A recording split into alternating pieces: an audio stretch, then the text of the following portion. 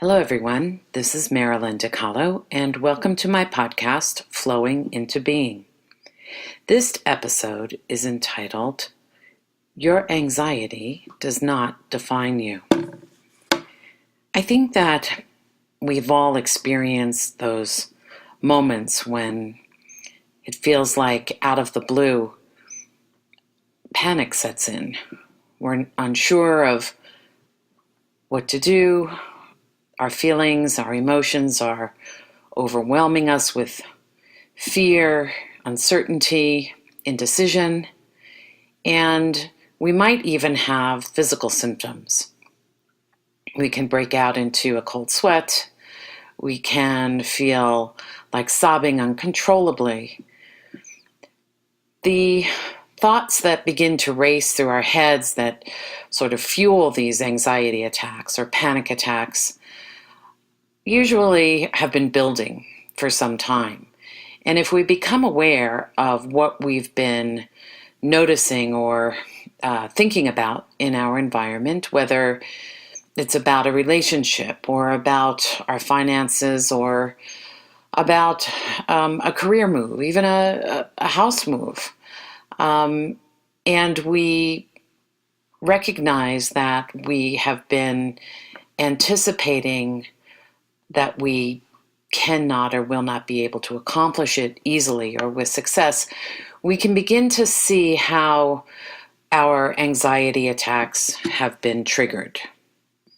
Now, this is important because in order to prevent or stop these panic attacks or anxiety attacks from escalating, it's really important that we become aware of our thoughts and our thinking. These are the energy mechanisms that fuel the emotional side of feeling out of control or anxious. And there becomes sort of like a tornado of escalation growing and kind of picking up everything in its path as we continue to focus on these thoughts. Usually these thoughts are something like, I can't do this. Why is this happening to me? I'm ill-equipped to handle this. Life keeps throwing these things at me and I'm not able to handle much more. I'm feeling like my world is caving in on me, and so on and so on. It can even reach the point where we can't breathe. And if we think about the breath as the sort of breath of life, as the energy force that resides within us, these thoughts are actually cutting out that energy force. They're actually diminishing the energy force, the life force within us, and adrenaline is starting to take over and handle our physical system. Now, that's actually a good thing because adrenaline is a way that the physical body copes with stress, and no one really has ever died from an anxiety attack or a panic attack because adrenaline is something that will eventually subside in the body. We kind of have to ride it out when it gets to that point, and the adrenaline will as it kicked in, it will then release and start to subside as we calm ourselves. So one of the things that I wanted to really focus on here is if we're aware of these thoughts that we have that lead to this escalating sense of stress or anxiety or panic, and we know that a lot of them have to do with the lack of confidence or trust in ourselves and our abilities, we can actually start to shift out of that way of thinking, which will help us to control and stop the panic and anxiety attacks. Now, each person and each situation is unique. Each challenge is different. So when we're thinking about how we manage and deal with anxiety, it's important that we put some of our own context around this. So we look inward first. We look to see really what we've been thinking about, what we've been feeling, how we've been talking to ourselves. What have been the messages that we've been buying into, or the opinions we've been buying into about ourselves that perhaps aren't giving us that sense of confidence or that feeling of standing on solid ground. These are actually the roots of panic and stress, the fear in your thoughts. And we want to instill confidence in yourself by shifting those roots from negativity and fear into more positive thoughts about yourself.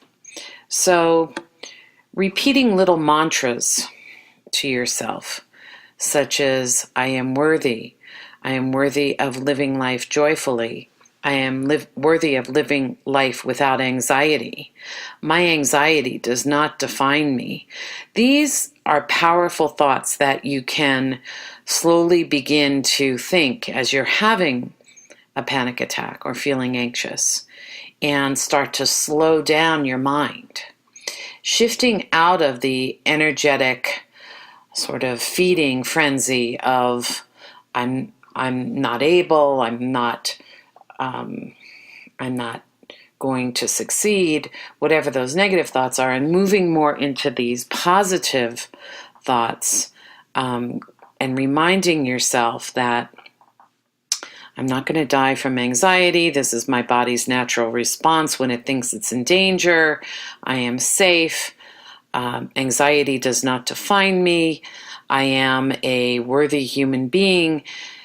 Will actually help you soothe yourself. And this is where you can stop focusing on the negative thinking and start focusing on the more positive thoughts.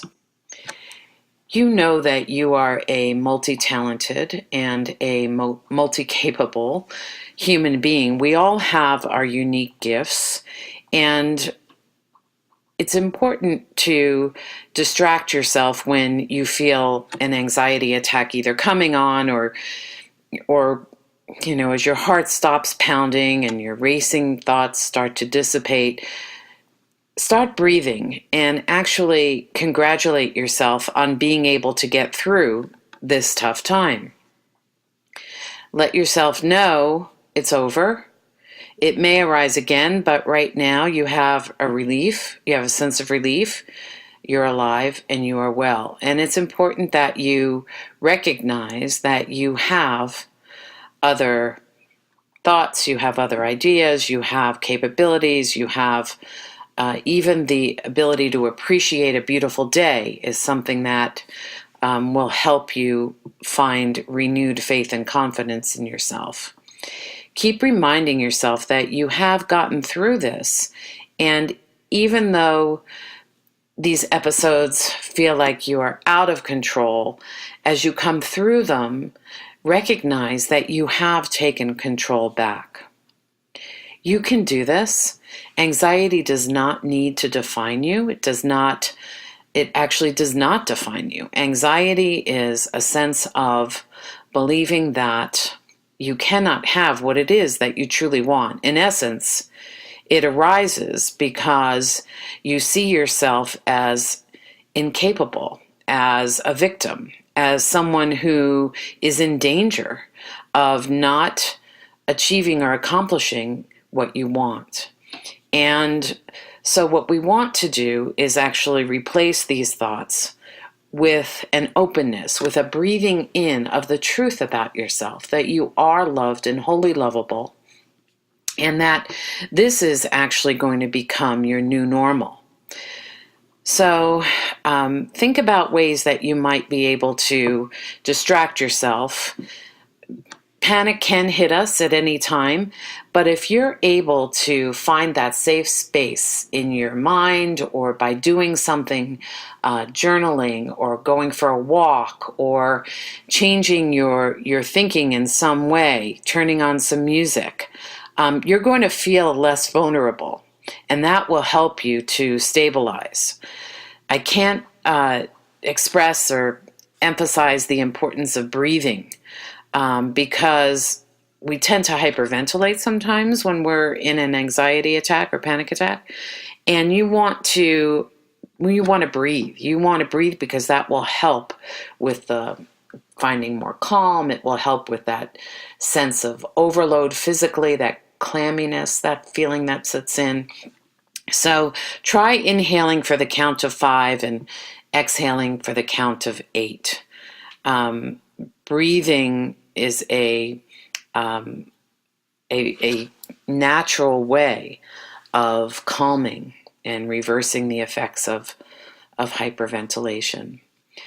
So this podcast really has been to indicate to you that you are in control.